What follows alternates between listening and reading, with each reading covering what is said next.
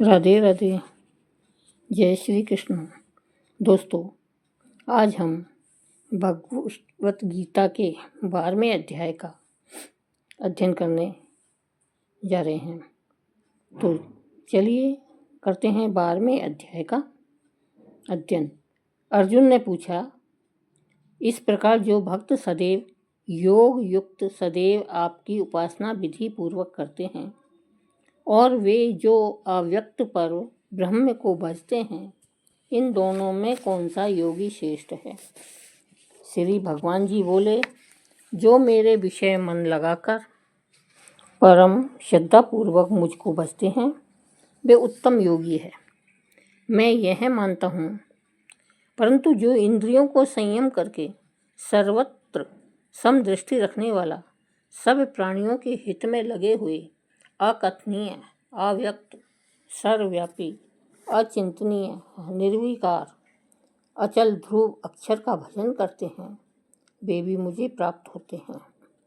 अव्यक्त में जिनका चित्त आसक्त है, वह कष्ट अधिक पाते हैं, क्योंकि अव्यक्त गति को प्राणी कष्ट पाते हैं।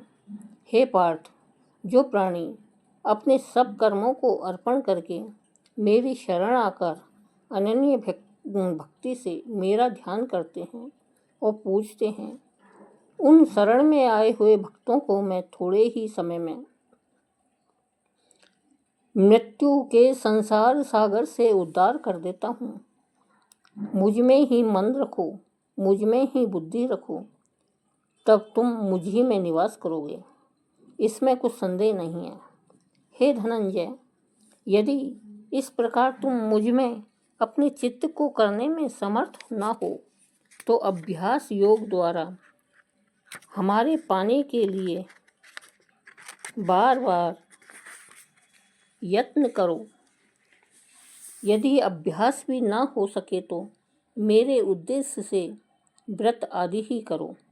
यदि मेरे लिए तुम कर्म करोगे तो भी तुम्हें मुक्ति प्राप्त होगी, और यदि ऐसा भी ना कर सको तो मन को रोक कर अनन्य भाव से मेरी शरण आ जाओ और फल की आशा छोड़कर कर्म करो, क्योंकि अभ्यास से ज्ञान उत्तम है, ज्ञान से ध्यान श्रेष्ठ है, और ध्यान से ही कर्मों के फल को त्यागना श्रेष्ठ है। त्याग से शांति प्राप्त होती है।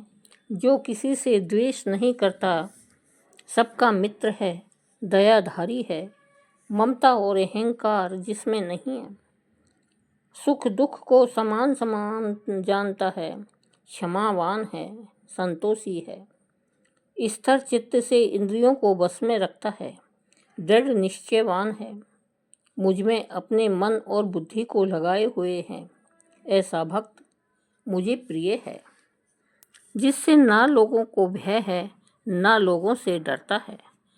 ऐसा जो हर्ष, ईर्ष्या, दुष्टों के भय और विषाद से रहित है, वह मेरा शिष्य है।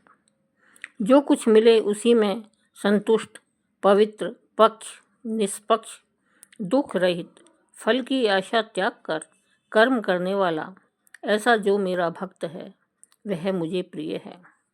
जो लाभ से प्रसन्न न हो, किसी से द्वेष न करे, इष्ट पदार्थों के नष्ट होने से दुखी न हो, किसी वस्तु की इच्छा न करे, अशुभ तथा शुभ दोनों का त्याग हो, वह भक्त मेरा परम प्रिय है।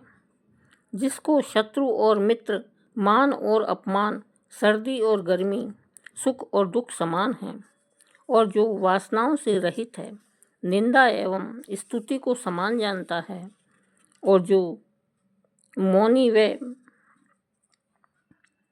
जो मिले उसी में संतोष करे, जो यह नहीं समझता कि यह मेरा घर है, जो ऐसा भक्तिमान है, वही मेरा प्यारा है।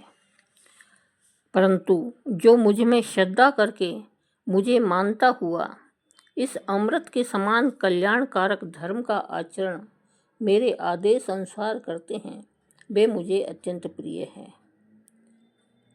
इति श्री भागवत गीता का 12वां अध्याय समाप्तम। बोलो लक्ष्मी नारायण भगवान की जय। अब हम 12वें अध्याय का अध्याय होने के बाद में महात्म्य को सुनने जा रहे हैं। श्री नारायण जी बोले, हे लक्ष्मी, अब तू 12वें अध्याय का महात्म्य सुन। दक्षिण देश में एक सुखानंद नाम का राजा रहता था, जिसके नगर में एक अत्यंत नामक लपटप रहता था। एक गणिका से उसकी प्रीति थी। वह दोनों एक देवी के मंदिर में जाकर मदिरा पान किया करता था, मांस खाता, भोग करता, और जो कुछ कोई पूछे, तुम यहाँ क्या करते हो, वह कहता, हम यहाँ आकर देवी की सेवा करते हैं, ऐसे झूठ कह देता। उसी मंदिर में एक ब्राह्मण देवी की सेवा करता था। एक दिन उस ब्राह्मण ने देवी स्तुति की। तब देवी ने प्रसन्न होकर बोली, वर मांग, जो मांगेगा सो दूंगी। उसने धन संतान का सुख मांगा। देवी ने कहा, हे ब्राह्मण, अवश्य तुझे धन संतान सुख दूंगी, पर एक बात पहले इन दोनों का उद्धार कर ले। तब ब्राह्मण ने नारायण जी का तप किया। भगवान प्रसन्न हुए तथा नारायण जी गरुड़ पर बैठकर आए और कहा, हे ब्राह्मण, तेरी क्या कामना है? ब्राह्मण ने पूछा, इन दोनों का उद्धार कैसे हो? श्री नारायण जी बोले, हे विप्र, गीता के 12वें अध्याय का पाठ सुनाओ तो उन दोनों का उद्धार हो जाएगा।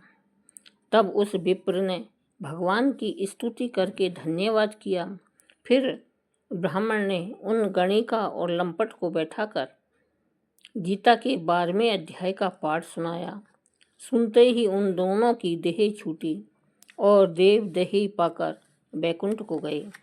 यह देखकर देवी प्रसन्न हुई और ब्राह्मण से कहा, हे पंडित, आज से मेरा नाम वैष्णव देवी हुआ। इस पाठ को सुनकर ऐसे अकर्मी तर गए हैं। इस नगरी का राज्य तुझको दिया। इतना कहकर देवी अंतर्ध्यान हो गई और ब्राह्मण घर को चला गया। उस ब्राह्मण के संतान न थी। राजा ने ब्राह्मण को बुलाया और राज्य देकर आप विरक्त होकर वन में तप करने को चला गया तथा ब्राह्मण राज्य करने लगा। श्री नारायण जी कहते हैं, हे लक्ष्मी, यह गीता जी के 12वें अध्याय का महात्म्य है, जो मैंने कहा और तुमने सुना। बोलो श्री कृष्ण भगवान की जय।